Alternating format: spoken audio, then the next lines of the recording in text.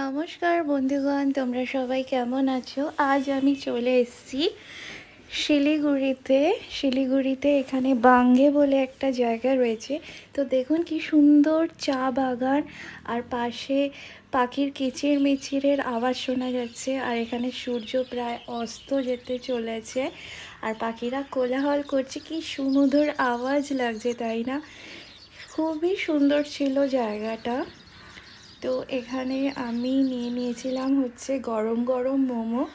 গরম গরম মোমোর স্বাদ আমি নিচ্ছি, খুব জুসি ছিল। আর এখানে হয়তো খুব সম্ভবত বলছি খুব টেস্টি খেতে, আর স্বাদ নিচ্ছি, খুবই সুন্দর ছিল। তার মাঝে চলে এসছে এখানে মাটনের মেটে বা মাটন লিভার ফ্রাই বা সামথিং কিছু ছিল, খুবই টেস্টি ছিল।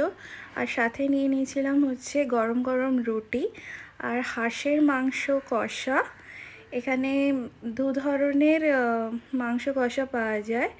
এখানে হাঁস আপনারা চুজ করে নিতে পারেন, যে হাঁসটা আপনারা চুজ করবেন সেটাই আপনাকে পুরো পাশে মানে কেটে ধুয়ে আপনার সামনেই এরা রান্না করে আপনাকে পরিবেশন করে। তো আপনারা প্লিজ এই জায়গাটায় ভিজিট করবেন, আপনাদের আশা করি খুব ভালো লাগবে।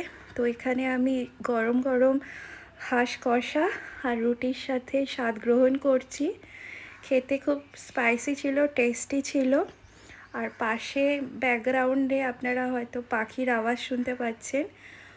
খুবই মনোরম ওয়েদার ছিল আর মনোরম জায়গা, তার সাথে সাথে সুন্দর খাওয়া।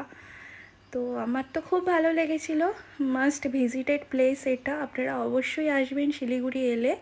দার্জিলিং যাওয়ার পথে এই জায়গাটা পড়ে, বাঙ্গে রেস্টুরেন্ট, অবশ্যই ভিজিট করবেন। তো আজকে এই পর্যন্তই, টাটা।